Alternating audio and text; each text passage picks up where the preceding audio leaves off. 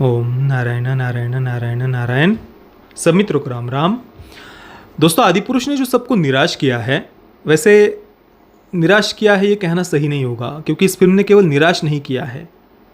इस फिल्म के मेकर्स ने हिंदुओं की भावनाओं को पैरों तले कुचला है, पैरों तले रौंदा है। तो इस पर तो हमने काफ़ी चर्चा की, पर एक और महत्वपूर्ण बात आज इस वीडियो के माध्यम से मैं कहना चाहता हूँ, बड़ी ही विनम्रता के साथ में, क्षमा मांगते हुए। मुझे सबसे बड़ा दुख किस बात का हुआ पता है? इस फिल्म की शुरुआत में, देखिए, किसी भी फिल्म की शुरुआत में स्पेशल थैंक्स लिखे जाते हैं। कई सारे अलग अलग क्षेत्रों के जो बड़े बड़े लोग होते हैं उनको विशेष आभार व्यक्त किया जाता है। तो इस फिल्म की शुरुआत में कई सारे जो बड़े बड़े संत हैं उनका नाम आता है स्पेशल थैंक्स के नीचे। उसके तुरंत बाद में बीजेपी के कई सारे बड़े बड़े नेताओं का नाम आता है स्पेशल थैंक्स के नीचे। योगी आदित्यनाथ जी, शिवराज सिंह चौहान जी, ऐसे बड़े बड़े नाम हम वहाँ पर पढ़ते हैं। और सच में ये बात बहुत दुख देती है, पीड़ा देती है। और मैं हृदय से चाहता हूँ कि बीजेपी, जो भी राष्ट्रवादी नेता है, उन्हें इस इंडस्ट्री से दूर रहना चाहिए, क्योंकि ये इंडस्ट्री उनका मजाक बना रही है। उनका एक प्रकार से उनके नाम का उपयोग करके हिंदुओं की भावनाओं को एक्सप्लॉइट कर रहे हैं ये लोग, और ऊपर से राष्ट्रवादी नेताओं का ही, उनकी विचारधारा का ही ये लोग मजाक उड़ा रहे हैं।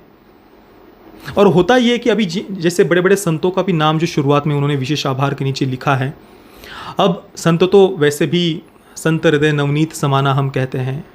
नवनीत यानी मक्खन, कोमल हृदय होता है। कोई भी आ गया, थोड़ा हाथ जोड़ लिए, प्रणाम कर लिया, तो ठीक है भाई, चलो रामायण पर फिल्म बनाई है, खराब दिखा क्या दिखाएंगे, चलो कुछ अच्छा ही किया होगा, वे आशीर्वाद दे देते हैं। और फिर ये लोग उनके साथ फ़ोटो खिंचवा कर फिर अपने सोशल मीडिया हैंडल्स पर पोस्ट करते हैं। आपने देखा होगा, मैंने देखा, ओम राउत का अगर सोशल मीडिया हैंडल आप देखेंगे, टाइमलाइन, पिछले कुछ महीनों में अलग अलग संतों से मिलकर उनके साथ में फ़ोटो वगैरह शेयर किए हुए हैं। अलग अलग तीर्थ क्षेत्रों में जाकर फ़ोटोज़ वगैरह ये लोग शेयर कर रहे थे, मैंने देखा। तो संत तो चलो एक कोमल हृदय के कारण कुछ बोल देते हैं, अच्छा चलो ठीक है भाई, अच्छा है, आशीर्वाद है। पर ये नहीं होना चाहिए, दूर रहना, इस इंडस्ट्री से तो दूर ही रहना चाहिए, क्योंकि ये इंडस्ट्री के लोग इतने धूर्त होते हैं, इतने पाखंडी होते हैं, इतने कपटी होते हैं। ये कलयुग की कालनेमी है और इनसे तो दूर ही रहना चाहिए, क्योंकि ये लोग हमारे संतों का, और या जो भी राष्ट्रवादी नेता है जिनके प्रति जनता के मन में सम्मान है, ये उनका नाम खराब कर रहे हैं, उनका मजाक बना रहे हैं ये फिल्म, ये बॉलीवुड के लोग। और इसी कारण से मैं हृदय से कहना चाहता हूँ कि दूर रहना चाहिए, विशेषतः राष्ट्रवादी नेता, उन्हें तो बिल्कुल भी दूर रहना चाहिए। और एक बार ठोकर लग चुकी है ना, पहले सम्राट पृथ्वीराज के समय YRF ने देखिए इसकी स्पेशल स्क्रीनिंग रखवाई थी, और योगी आदित्यनाथ जी, अमित शाह जी, इन सबको स्क्रीनिंग के लिए बुलाया था। अब वहाँ पर इतने सारे लोग आए हुए थे, इतनी बड़ी स्क्रीनिंग रखी थी, तो फिल्म भले ही कितनी ख़राब क्यों ना हो, पर वहाँ पर तुरंत सबके सामने तो योगी जी या अमित शाह जी ख़राब तो नहीं बोल सकते थे फिल्म को। हालांकि फिल्म में राष्ट्रवाद के मजाक के अलावा और कुछ भी नहीं था, और वो भी बहुत ज़्यादा गलत तरीके से मजाक थी वो फिल्म। और अक्षय कुमार का जो परफॉर्मेंस था सम्राट पृथ्वीराज जी के भूमिका में, वो केवल ख़राब परफॉर्मेंस नहीं था, वो अपमानजनक परफॉर्मेंस था। तो एक बार पता चल गया कि ये इंडस्ट्री कैसे राष्ट्रवादी नेताओं को ही घुमाने का प्रयास कर रही है, उन्हें ही ऐसे अपने चालाकी से, धूर्तता से, जो भी चाल चलकर राष्ट्रवादियों को ही घुमाने का जो ये प्रयास कर रहे हैं, ये तो एक बार पता चल गया ना, तो दोबारा से इसमें नहीं फंसना चाहिए, दोबारा से इनके साथ कोई कनेक्शन ही नहीं रखना चाहिए। केवल यही नहीं, गांधी वर्सेस गोडसे के समय भी मैंने देखा, राजकुमार संतोषी की जो आई थी घटिया सी फिल्म, उसकी शुरुआत में भी बीजेपी के नेता, उनका धन्यवाद किया गया था।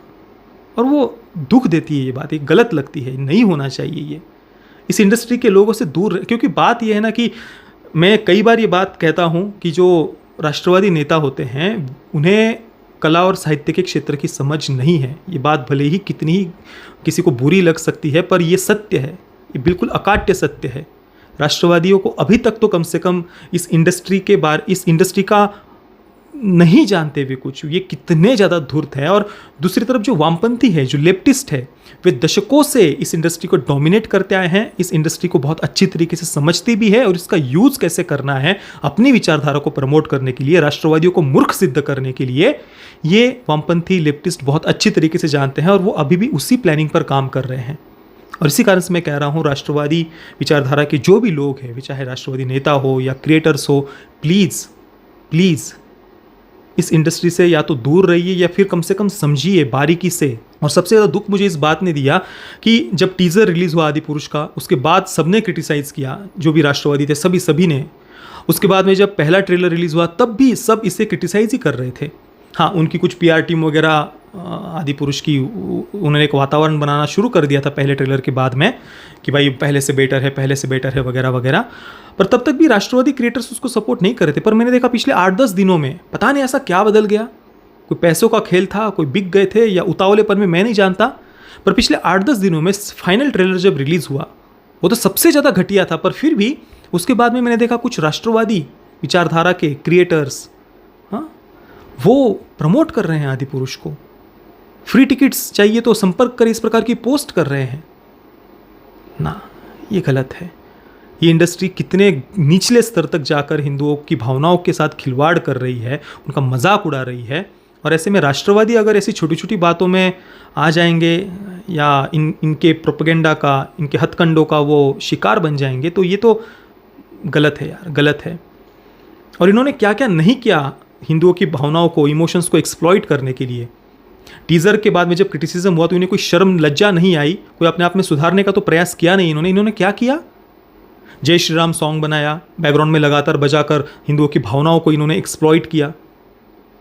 उसके बाद में ये मैंने कहा ना, अलग अलग संतों के साथ में फ़ोटोज़ वगैरह, तीर्थ क्षेत्रों में जाकर अलग अलग जगह के फ़ोटोज़ वगैरह इन्होंने अपलोड किए। उसके बाद में हमने देखा कि हनुमान जी के लिए एक सीट रिजर्व करने की बात इन्होंने हवा में उछाली। ये आपकी प्रमोशनल स्ट्रैटेजी है? इसके अलावा जितने भी प्रमोशनल इवेंट थे वहाँ पर मनोज मुंतशिर को बार बार सामने रखना, हाँ, ताकि राष्ट्रवादी बेवकूफ़ बन जाए, गुलशन कुमार जी का नाम लेना ताकि राष्ट्रवादियों की भावनाओं के साथ खिलवाड़ किया जाए। ये जो हथकंडे इन्होंने अपनाए हैं, हाँ, इससे से पता चलता है कि इनमें रामायण के लिए, हिंदू संस्कृति के लिए कोई श्रद्धा नहीं थी। इतना खराब प्रोडक्ट बनने के बाद में किसी में विनम्रता दिखती, चेहरे पर कोई दुख दिखता, एक पीड़ा दिखती कि यार मैं सही तरीके से रामायण को प्रस्तुत नहीं कर पाया, हे ईश्वर मुझे माफ़ कर, क्षमा कर दो, दर्शकों से क्षमा मांगते। पर नहीं, ये अभी भी राक्षसी अट्टहास कर रहे हैं, नेशनल न्यूज़ चैनल्स पर जाकर अपने आप को जस्टिफाई कर रहे हैं, दर्शकों को मूर्ख सिद्ध कर रहे हैं। इसी से ये कितने ज़्यादा लीचड़ है, कितने घटिया और घिनौनी मानसिकता के हैं इसके मेकर्स, इसी से पता चलता है।